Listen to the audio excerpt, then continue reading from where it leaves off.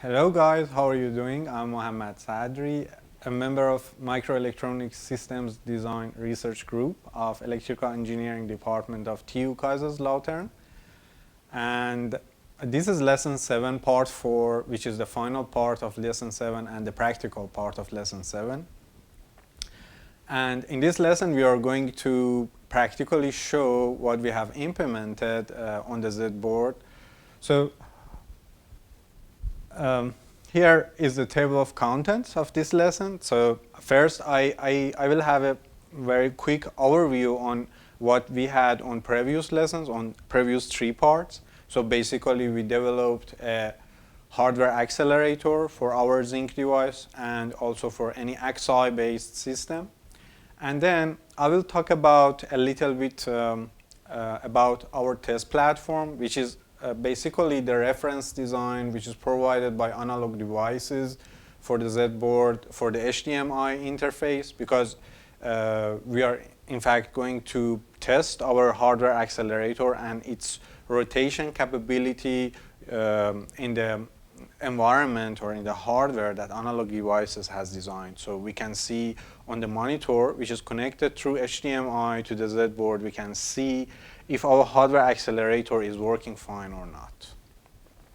So we will have the practical part, and then I will sit and go through the code again. I will show you important parts of the code, important parts of TCL scripts, and we will go a little bit through block diagrams of our Vivado designs.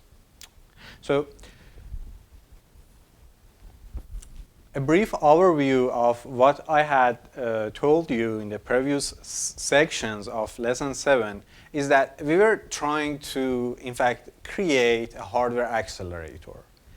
And our hardware accelerator, basically, as an example, he performs rotations. So what he does is, through his AXI master port, he reads a piece of image, a section of image, or an image from the DRAM memory, and then he writes this section of image back to the DRAM memory, but in another order, so that we can have, in fact, a rotated image, a flipped image, or a rotated image. And then we talked about the fact that our hardware accelerator can support clockwise rotation, counterclockwise rotation, horizontal and vertical flips, and copy.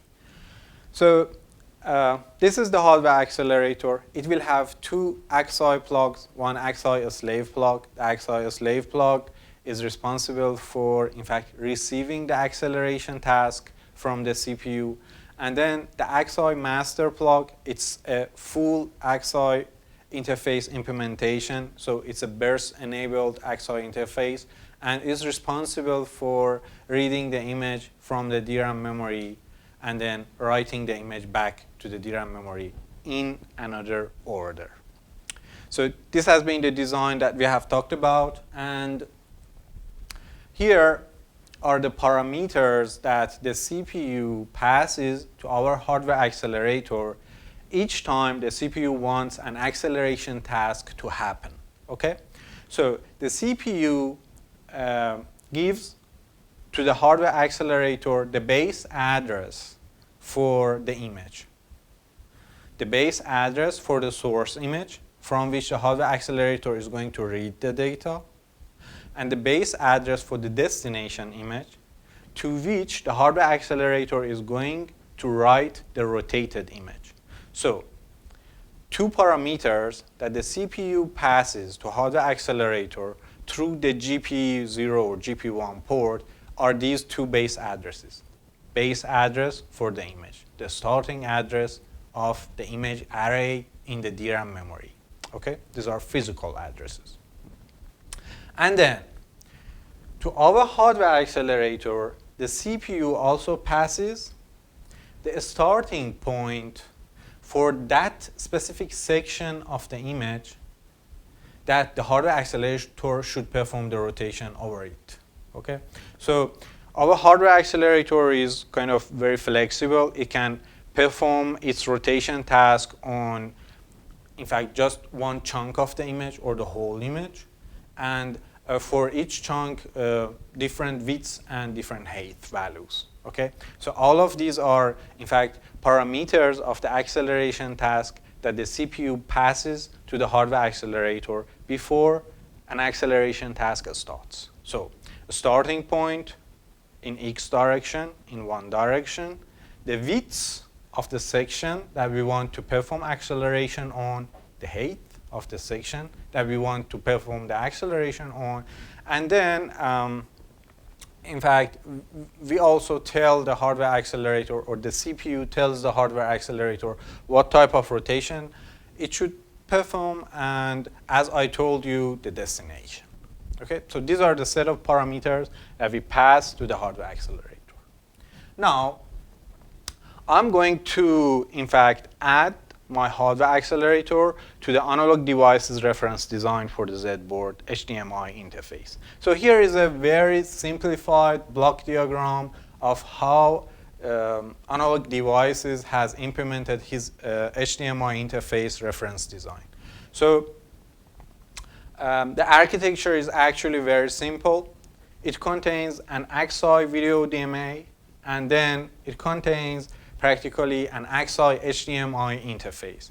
And the AXI HDMI interface talks to the ADV7511 chip of analog devices, which is a very, I would say, efficient chip, a very efficient interface for, in fact, generating signals to the HDMI interface that goes to any monitor.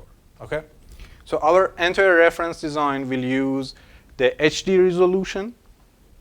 And what's happening in the reference design of analog devices is that the CPU puts an image, the data of an image on the DRAM memory, and then programs the AXI video DMA to sweep over this image and to send the pixels of this image from the DRAM memory to the HDMI interface. And then the HDMI interface performs suitable color space conversions, suitable formatting, and then passes the suitable signals, in fact, to the HDMI interface chip of the analog devices. So this is available as a complete reference design, free for download from analog devices, and this is the base of our today's test. Okay, so the AXI video DMA is always sweeping the specific area of the image in the DRAM memory. So what I'm going to do today is that I'm going to modify the design of analog devices, and to that design I'm going to add my own developed hardware accelerator. In fact, I will add several instances of my hardware accelerator just to show you that several instances of this hardware accelerator can operate together, and so the performance is scalable. As you increase the number of hardware accelerator, you can have higher performance. Okay, so we add, in fact, several instances of hardware accelerator, and my hardware accelerator will be residing on one of these HP ports of the ZYNQ PS that we have talked about extensively in the previous sessions.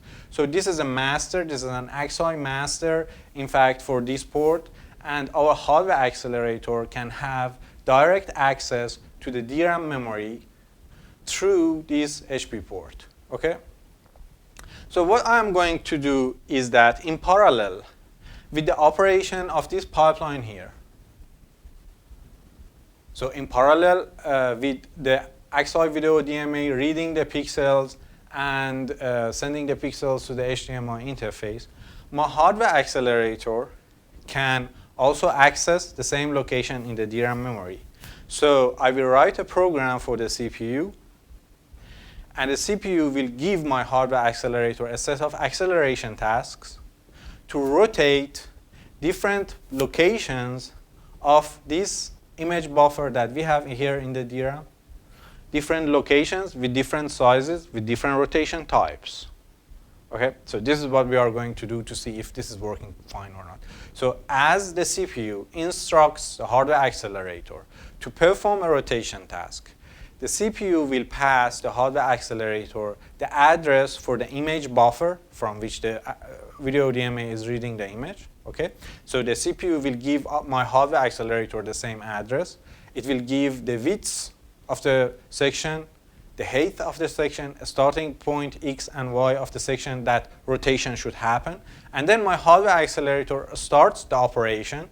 It will read that image, it will perform the rotation, and it will update the same area of the memory with the rotated image. And then, since the AXI video DMA is always sweeping that area of memory, you will see on your monitor, on your, in fact, HDMI LCD, you will see that the image is rotated. Okay. So we go now to the practical demo part, in which I show you the Z board and our design working.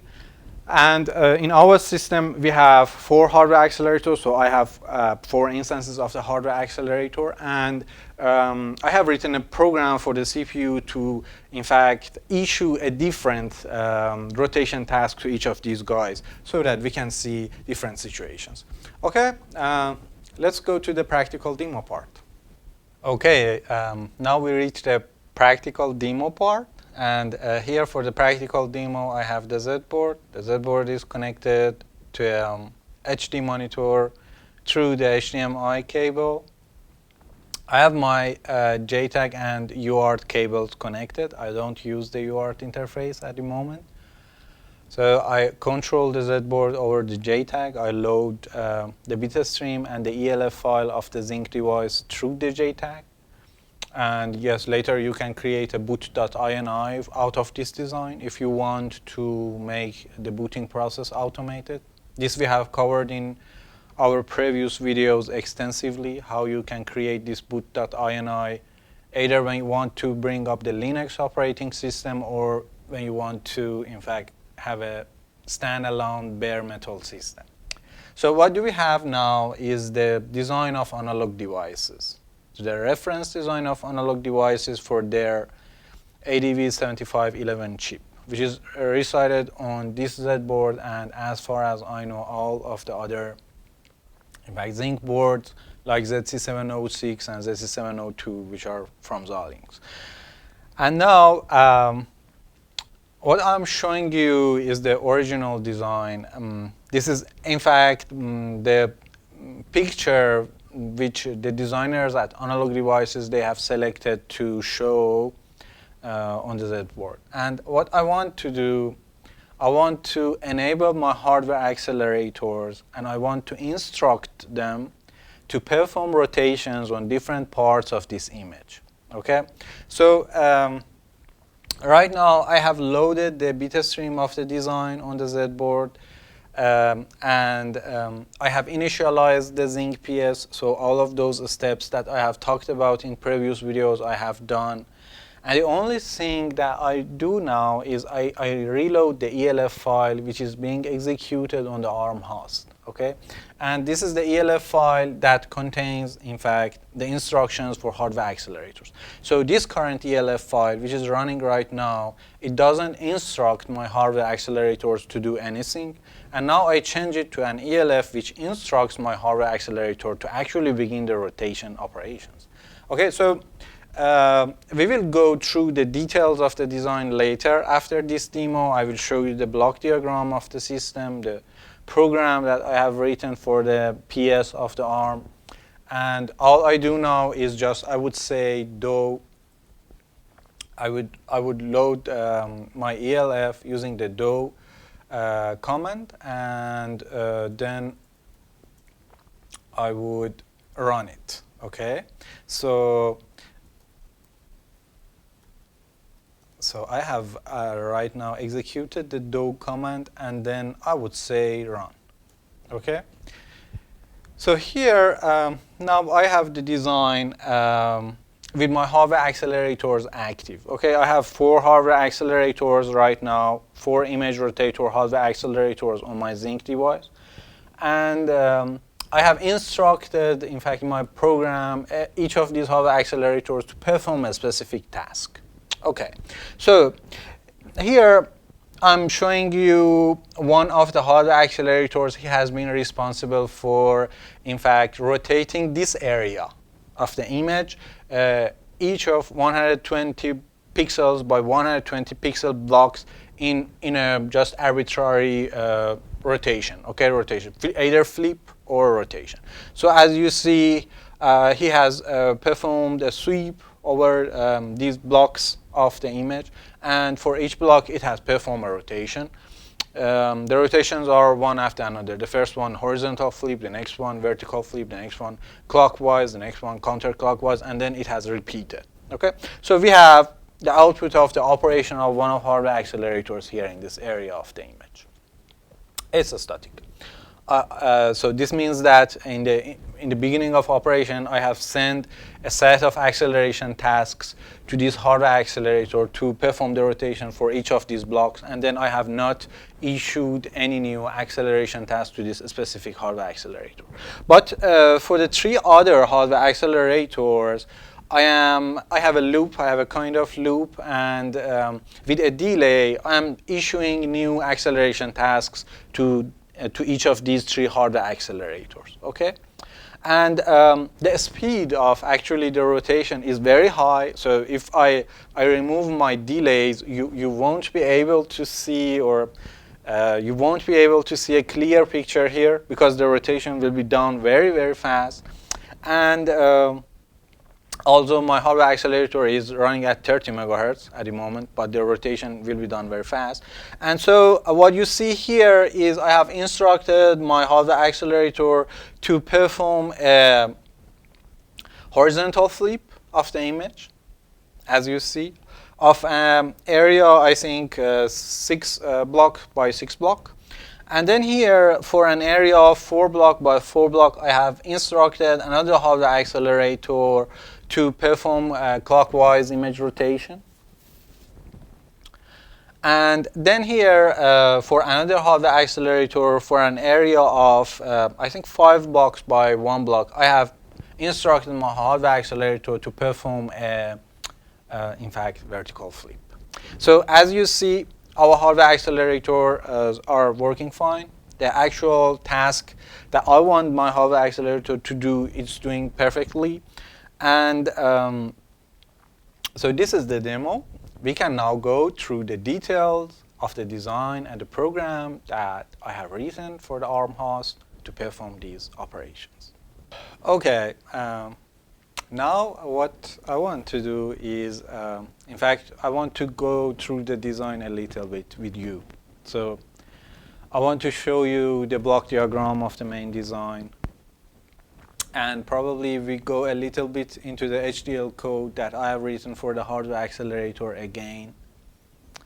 And then we will have a look at the software that I have written for the ARM host.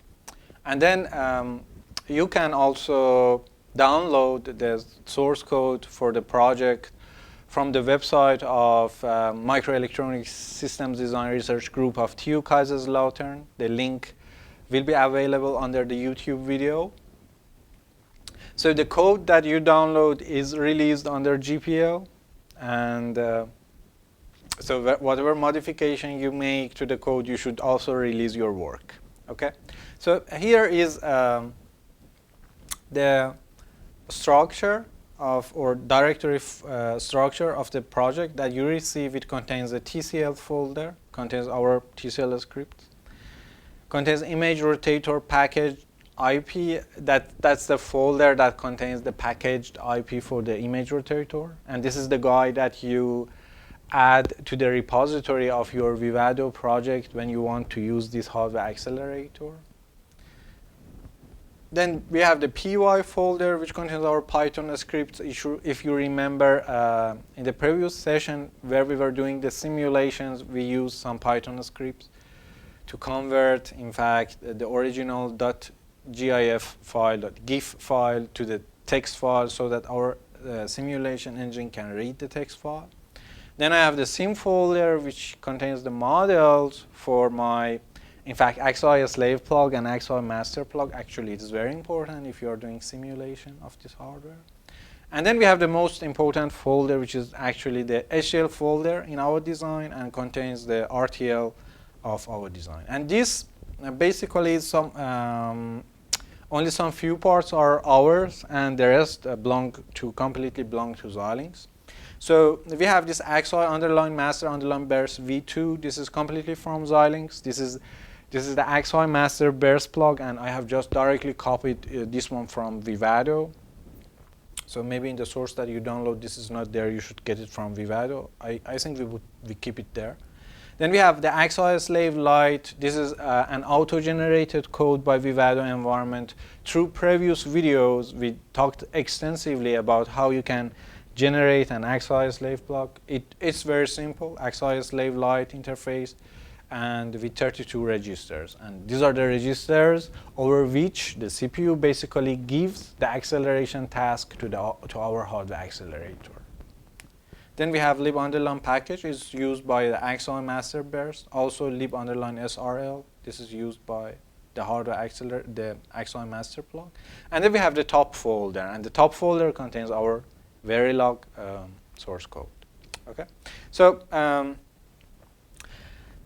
before we talk about what can come next, let's come to a Vivado environment. So here is the Vivado environment, and here is the block diagram of the system that you just saw the demo for. Okay, so we have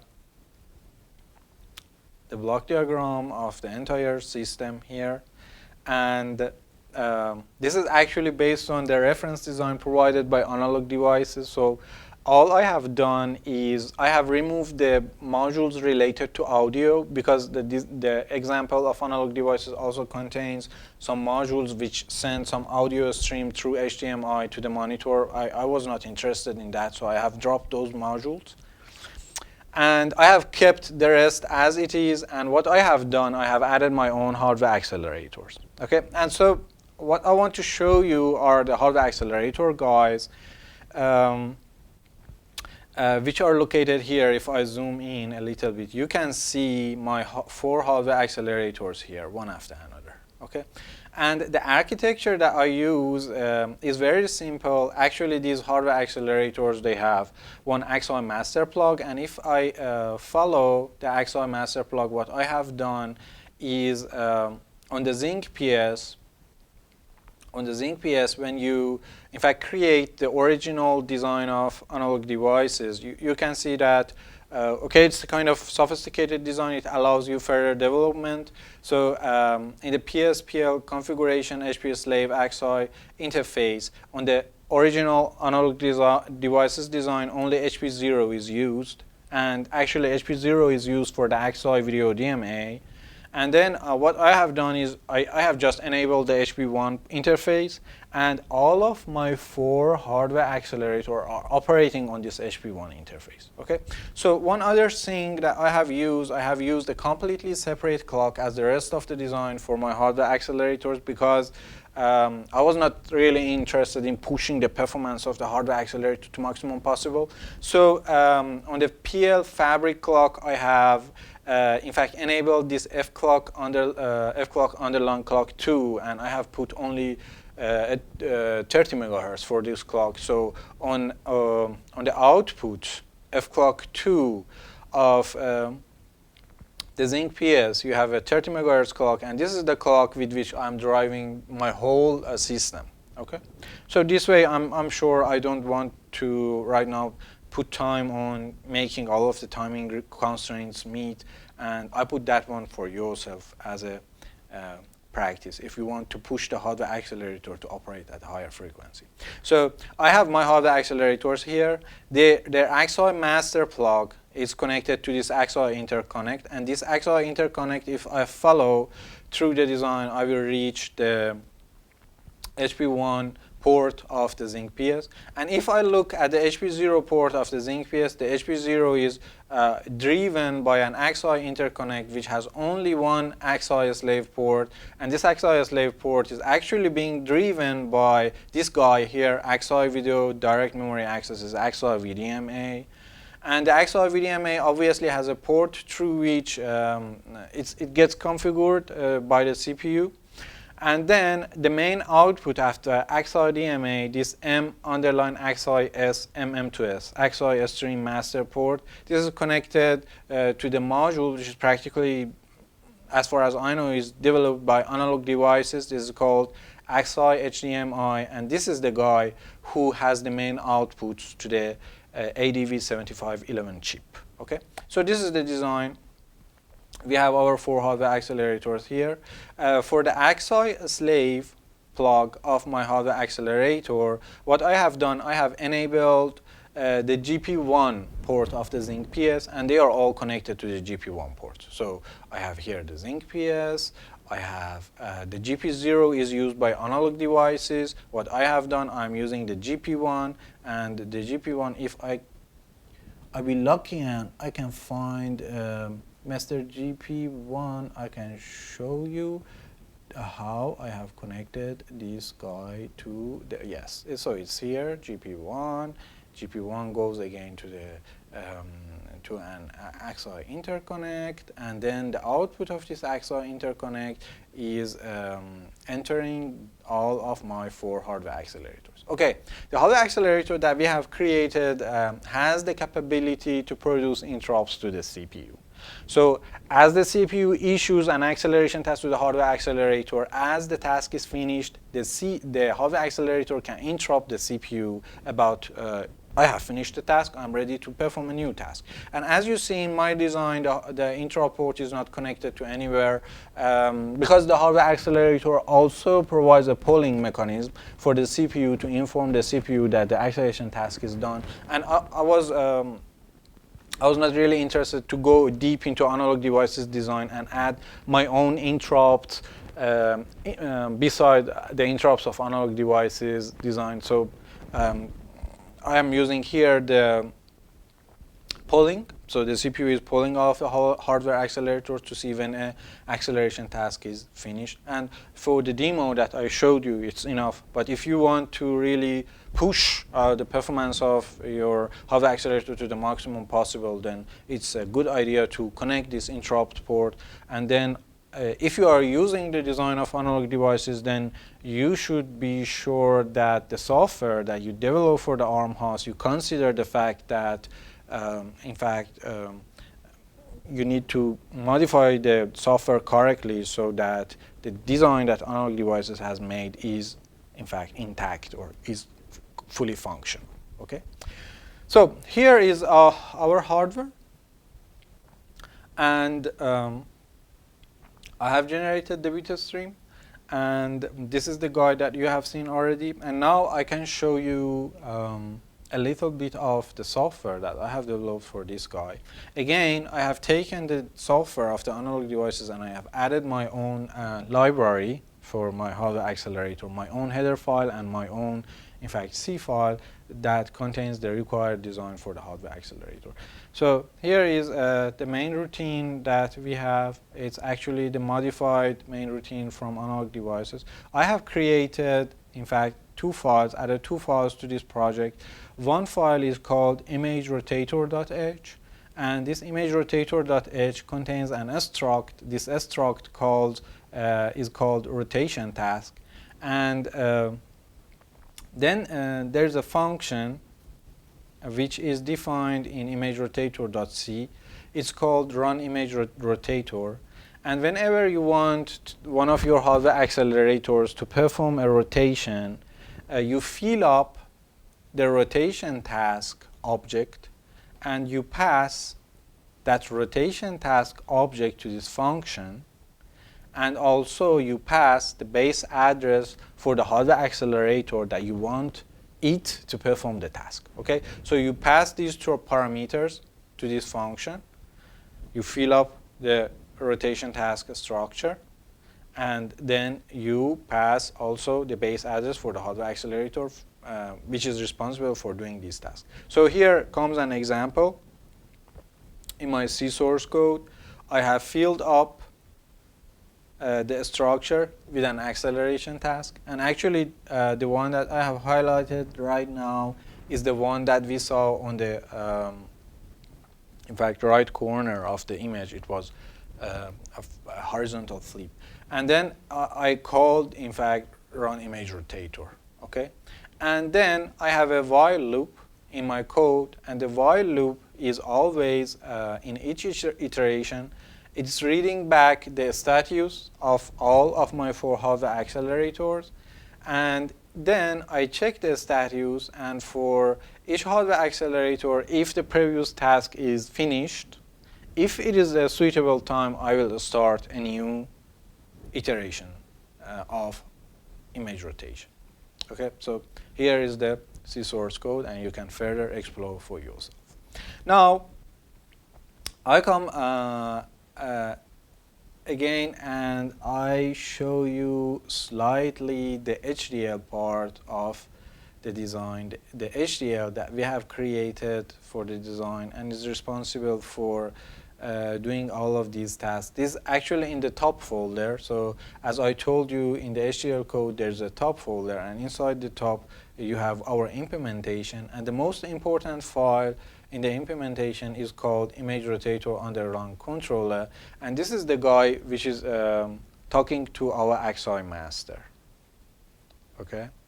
So if I look at the top level of the whole design, what I will see is, in fact, a set of ports for the AXI slave plug, a set of ports for the AXI master plug, and then interrupt to the CPU, and then a separate port which is called E-log clock for the E-log core that I have inserted inside the controller. Okay, so inside the controller RTL, at the end of controller RTL, you have a complete ELA core which is capturing all of important signals of the design for you. So if you keep it enabled, then you can later, when you load the bit stream over your ZYNQ device, you can look at the output waveforms of your design and see how everything is changing. So if I come back to the top level, we have this set of ports, and then obviously we have the model for the AXI slave plug, and then we have the real AXI slave plug, and then the same for the master, the model for the AXI master plug, the real AXI master plug. And what is the AXI slave plug responsible for? The AXI slave plug is responsible for receiving these parameters from the CPU. Input image address, output image address, begin rotation, rotation type. So the parameters that are used for each acceleration task are being received by this AXI slave plug. And then the AXI master plug that I have here is actually the guy who is doing the main job, who is accessing the DRAM memory, reading the pixels, and then giving those pixel values to this controller that I have here. And the controller stores those pixel values into block memories, and then again, the AXI master is responsible for receiving the pixels from the controller and putting them back to the suitable address in the DRAM memory. So the AXI master plug, which is a full AXI master implementation with a burst length of 30 each time, this is responsible for accessing the DRAM memory over the HP port, HP1 port. Okay, so finally, we have our controller. The controller obviously has a set of ports. These set of ports, they go to the AXI master plug. These set of ports, they go to the AXI slave plug. And it contains the block memories inside for storing pixels and then later retrieving them. Okay? And now here comes a very interesting point. This hardware accelerator can be the base for a large number of hardware accelerators that perform image processing tasks. Because as you are reading the pixels into the block memory, you can also perform a processing on each of the pixels or on each set of pixels. And then as you are writing back the pixels from the block memory in another order to the DRAM memory, again you can do a set of processing tasks. For example, you can do averaging, you can do thresholding, you can do different types of filtering, even you can do morphological operation, more complicated operation. So this hardware accelerator is a good starting point to develop different image processing hardware accelerator units. Okay, because if I look at the design of the controller, the section that actually I'm writing the pixels to the VRAM memories is a completely clean, clear, and easy to understand section. So I have my pixel buffers here in the controller, and the pixels are entering these 4 pixel buffers. And it's actually very easy to add some logic before writing the pixel into the pixel buffer, or add some logic, in fact, after we read the pixels out of each pixel buffer. So this can be modified to add different types of image processing tasks to the design. So I have these pixel buffers, and then I have the state machines in the controller which are responsible for controlling the overall operation of the controller, the main FSM, and then in fact generating suitable block counters when you are rotating an image which contains several blocks. Is not only one block of 120 by 120 pixels, but is a large number of blocks. Then you need logic to control the block counters. Then you need the logic to generate the addresses for each type of rotation, where in the DRAM memory you want to read, and to where in the DRAM memory you want to write, this address generation logic. And then you need an FSM which is responsible for talking to your AXI master block, which is implemented here. And then you need, in fact, your block memories to store the pixels temporarily and then putting them back. And then you need the logic to, in fact, control the data which is coming over the AXI master interface, and another set of logic to control the data which is going out.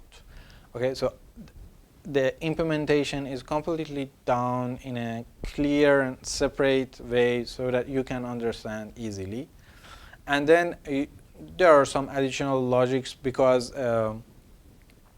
every time you are reading 4 pixels, and then you need to manage where each of these 4 pixels go. So some additional control logic is required to control this fact. So if I look at my design, the actual data bus widths of my AXI master plug is 128 bits. Okay, and that is because the design of analog devices is using pixels of 32 bits. Okay, so analog devices has decided to use for each pixel of the image 32 bits. Okay, so every time a hardware accelerator is reading at each clock cycle, it is reading 4 pixels, and I have bursts of 30. So each time that I perform a read or write transaction, I'm reading 120 pixels, I'm writing 120 pixels. This is what I have described to you in detail in the previous session.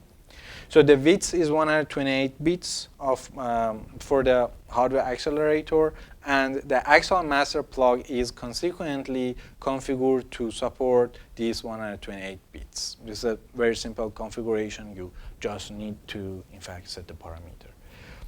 Pixel width is a parameter for this hardware accelerator. So if you have a design that contains, for example, 16 bits with pixels, then you can just simply adjust the pixel width.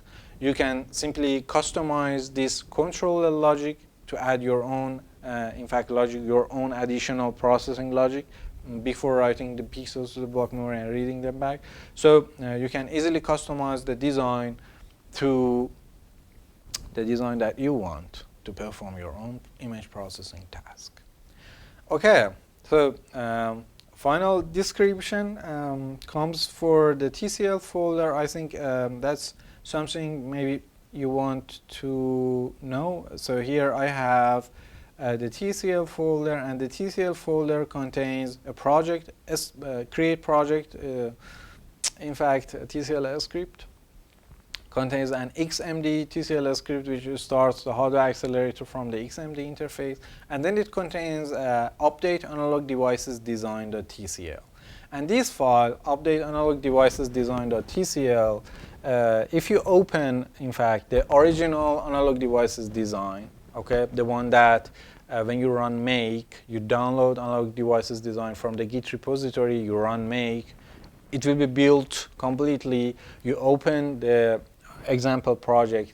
If you run this TCL script, it will modify the analog devices design automatically, and it will add the hardware accelerators automatically. It will configure the PS automatically and will connect the hardware accelerators. So this is an interesting script you can have a look at, and I think it can be handy. And so we have an overview of the entire design, I think. And you can download the source code from TU Kaiserslautern website. Yes, the final slide of the presentation is what can come next. As I told you, this block that we have developed can be customized to turn it into a general purpose image processing block. Okay, for simple image processing tasks. Obviously, for complicated image processing tasks, then you need to write maybe the whole thing again. And there are several things we can do as the next step. For example, one thing that may be very interesting is to develop a Linux kernel level driver for this block. So honestly speaking, at the time of this recording, I don't know what will be the next recorded video, or will be there any next recorded video or not. So this is the end of lesson 7. I think throughout these 7 lessons so far, we have learned really how to create different set of hardware accelerators for the ZYNQ device. And that should help us to realize our own designs to solve real-world problems. And the very important point is that, as you see, if I look at the hardware accelerator that I have developed, it is tremendous amount of work. It is a very large number of hours I have put on this design to prepare it, to make it work, and to solve all of these problems. And sometimes this doesn't make sense, or the requirements or constraints of the project, or the timing that you have for your project is so that you cannot really put, for example, just a number, 100 hours, for example, to create such kind of hardware. Okay, so the very important point is that what I have shown you here, sometimes, or I would say most of the times, it can be done with an with a HLS method, so with a high-level synthesis method. So you just need to create C code, a C source code, to realize an AXI master. In fact, if you have the Vivado HLS, and then you have the coding guidelines, and you code in C directly according to that guidelines, then you can make the Vivado HLS to produce for you an AXI master, full burst-enabled, high-performance block in some few lines of code. So it's very important that we can have an overall look and select the way which suits our purpose the best. So maybe one direction that we can go for these videos is to switch to HLS flow and see how we can do the same thing in the HLS flow. Okay, that's the end of this video. Thanks for watching, and hopefully see you in the next videos.